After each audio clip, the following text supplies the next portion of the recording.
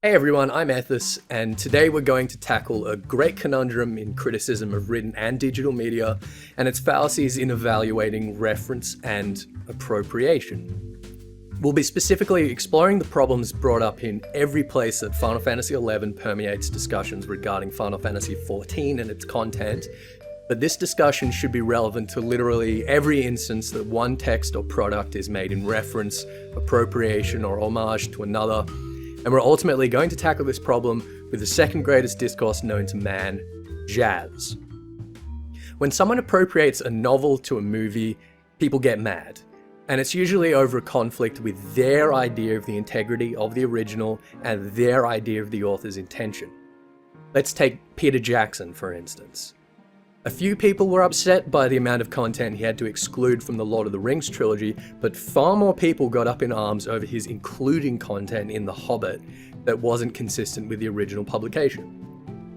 To be fair, a lot of people believe that Jackson simply pulled entire story arcs out of his notoriously well-toned ass and didn't realize that much of the supposed money-whoring filler bullshit, as a particularly passionate reviewer put it, is actually canonical and supported by other texts of Tolkien's, including the Silmarillion, Lord of the Rings, and Unfinished Tales, but that's a discussion for another time. When consumers develop a particular passion for or attachment to a text, they tend to hold on to an idea of how they think it is supposed to be, how things should look and sound and feel, and when an appropriation of this text is made in a different form or media, they want to evaluate it in reference to its proximity or trueness to this idea of the spirit of the original. The deeper and denser the original content is, the more people are able to consolidate a really strong and sound attachment to it. Lord of the Rings is an obvious example, but we've seen the same kind of anxieties within the Star Wars franchise countless times over the past 30 years, and they're currently at a peak with Episode 7 on the horizon. Now, although most Final Fantasy games don't fall anywhere within a persistent universe or canonical timeline, Square Enix's flagship franchise has developed the same kind of following. It recycles characters, themes, even musical quotations in a perpetual homage to its predecessors, a trend that becomes ever more complicated and compelling with each subsequent installment, and this very clearly constitutes some kind of spiritual through line. So a lot of people disliked the transition from 6 into the polygonal 3D of 7 and 8, but the number of arguments for it just looks bad were massively outweighed by those that claimed Tetsuya Nomura's designs didn't do justice to the pure and original Final Fantasy aesthetic of Yoshitaka Amano. This trend has revived and receded a few times over, and in the history of the series, a lot of legitimate reviews and criticisms have been made. For instance, most people discussing the pitfalls of Final Fantasy VIII's battle system were using measured arguments, but each and every installment of the Final Fantasy series has accompanied a group of people that would see it buried specifically for somehow ruining the theme's integrity or spirit of the franchise. I think this is perhaps most often perpetuated by players wanting the second Final Fantasy they play to be more like their first. And, well, every Final Fantasy game is going to have been a first for somebody. To be perfectly clear, Final Fantasy XIV makes itself an easy target for this kind of sentiment. Of course, it reintroduces all of the much-loved Final Fantasy tropes. These conceptual assets like summons, Moogles, white and black magic, they've been built upon since 1987, and certainly not just conceived within Final Fantasy XI. But a few other things are. Final Fantasy XIV is itself of the same genre as XI within that MMO platform, which has so far been distinct and special and inarguably the densest of the franchise, and it compounds this referential vulnerability by reusing a lot of the physical assets of XI, particularly a large number of models for characters and mobs, but also some Final Fantasy XI distinct conceptual assets like skills, relic weapon names, even more recently the Mumble Jar themed Wanderer's Palace hard mode, and countless more that I'm sure someone will make a point of in the comments. Anyway, it is hard to deny that Final Fantasy XIV, particularly 1.0, looks considerably more similar to 11 than any installment in the recent life of the franchise has looked to another. I'm obviously not counting 10 and 10.2 or 13 and its sequels here. Now, clearly these similarities were once in part a marketing tool with which 14 hoped to subscribe old 11 players, but it produced an unprecedented spark in the aforementioned attitude.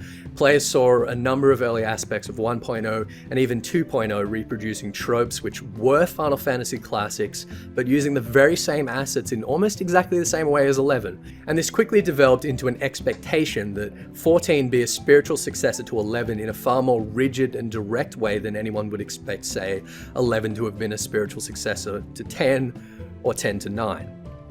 Before I outline what I think to be the destructive and fallacious consequences of this expectation, we will, for demonstrative purposes, return briefly to Tolkien. Although he was the father of fantasy fiction and his representations of orcs and elves, wizards and trolls have become archetypical standards, and his writings are perhaps the one certain common influence for every contemporary fantasy universe conceived, including those developed by Square Enix. He did not conceive any of this immaculately. Tolkien sought to develop a coherent and consumable mythology for England, a kind of English Odyssey or ring cycle. A huge part of this project involved building a bridge between literature and philology, and so transposing and condensing the concepts and aesthetics of a veritable mountain of dusty old texts that would not have been approachable for most of his audience. Tolkien was clearly conscious of doing justice to the Middle English, Celtic, Germanic, and many other mythologies from which he drew, but he determined to create something new that could both engage in a discourse with and tangentially propagate the old. Tolkien read great literature like Chaucer and paid it forward. Peter Jackson read Tolkien and paid it forward. And Final Fantasy both began and evolved in very much the same way. Whether you're a long-term fan or a relative newcomer to the Final Fantasy franchise, I'm sure you have an idea of the wealth of referential material upon which almost every facet of its characters and tropes are based. And it has probably inspired you to read up on some further literature, slipping a tiny breath of classical education into your gaming experience. If it has, I think you'll agree that it is an incredibly gratifying and enriching experience, and if it hasn't, I'd encourage you to stick around the channel and give it a chance. Just as Peter Jackson refers us back to Tolkien, who refers us back to Chaucer, who unblinkingly palms us off to Homer, and each challenges us with something fresh and free of redundancies, so too does the content of Final Fantasy XIV anchor itself far deeper than Final Fantasy XI or any illusions internal to the gaming industry or even any contemporary fiction. But even if we concede this logically, the tendency to want and to celebrate stasis and redundancies in appropriation and homage remains far more popular amongst consumers than it does amongst composers, even if this is largely the fault of the latter. Speaking of composers, let's talk about a genre that welcomes and has flourished on the back of appropriation and rearrangement: jazz. Two arrangements of the same composition can of course be compared to each other, and their merits can be argued and evaluated against one another, but the determining factor will never be the greater verisimilitude to the original composition of one over the other.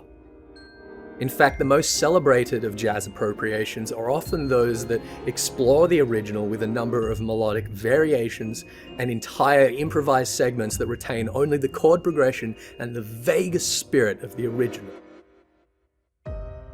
Compare, if you have a moment, this recording of Armstrong and Fitzgerald performing Summertime, which adheres much closer to Gershwin's composition than this arrangement by John Coltrane. I wouldn't be able to put them in here without getting picked up by Content ID, so go ahead and click the annotations, I'll give you a moment. Now, the performance of Ella Fitzgerald cannot be claimed to be objectively better just by being closer to Gershwin, and although there is plenty of scope for debate, when someone decides a preference for one over the other, they will generally, and they ought to concede, that it is just that, a preference. Either way, it is generally accepted amongst jazz artists and listeners that arrangements such as Coltrane's require an incredible depth in understanding and respect for the original composition, and so their variations and diversions are applauded. No decent critic will bash Coltrane's arrangement for sounding fresh and different. The reason why this discourse-based approach to appropriation in jazz and blues is readily embraced is because it is actually the primary project of many of its composers and subgenres.